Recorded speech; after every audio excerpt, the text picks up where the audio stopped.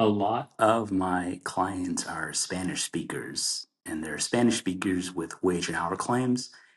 And that's kind of a technical area of the law. It's not one that it's easy to explain in English, let alone in Spanish, where I'm used to using the vocabulary of family, hobbies, affection, not legal vocabulary. I'm a lawyer in the United States, not a lawyer in Mexico. But I did want to talk about wage and hour law and some of the vocabulary that you might use in discussing that with a client or a loved one. This is useful whether you're an attorney communicating with Spanish speaking workers or you're the son or daughter trying to explain to your mama, your dad, or your abuelita why something on their paycheck might not add up. So here's an important point about getting paid for overtime.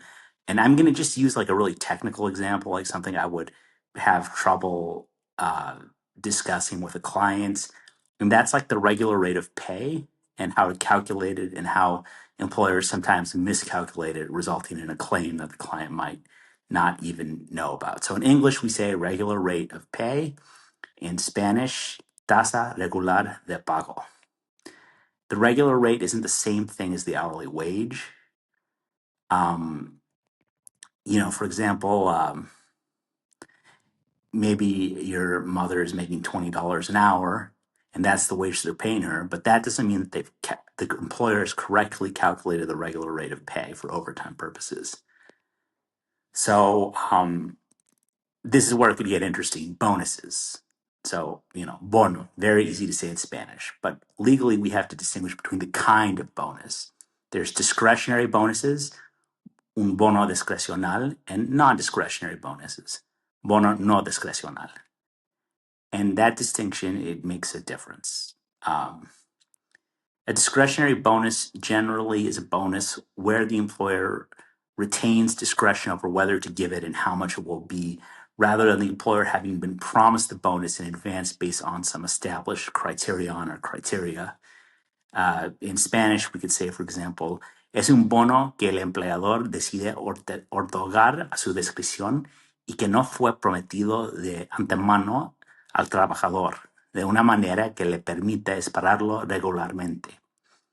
What does this mean? Why does it matter? Because a genuinely discretionary bonus can generally be excluded from the regular rate of pay under federal wage and hour law. Now, a non-discretionary bonus, in Spanish, bono no discrecional.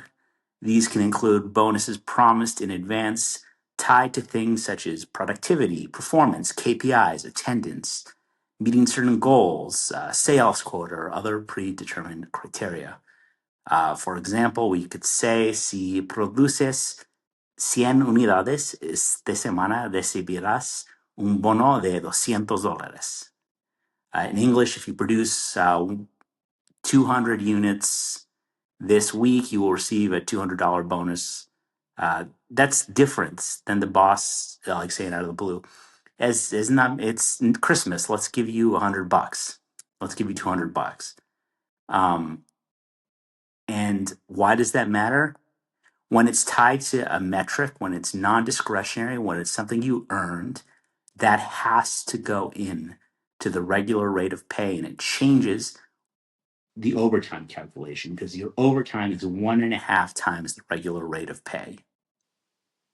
So if they are undercalculating the regular pay rate of pay by using non-discretion by using non-discretionary bonuses, but not including them in the calculation, you have a claim.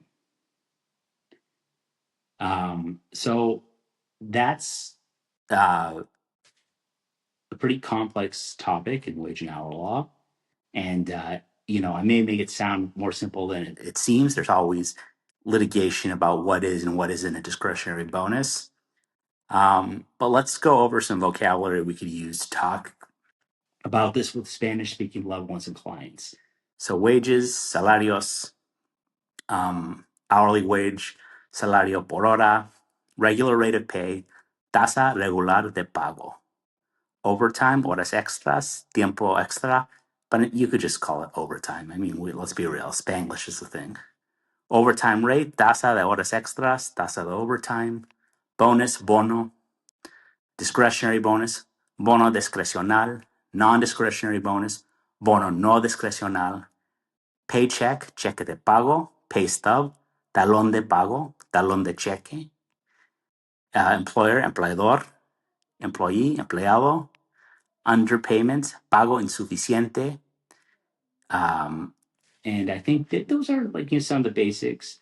But I think it's important, especially for the attorneys or people who have loved ones who may be being undercompensated, who are not so proficient in English, to learn how to talk about these legal issues and educate themselves. Anyway, thanks for your patience on what I would consider maybe a drier topic, and we'll follow up soon with more information.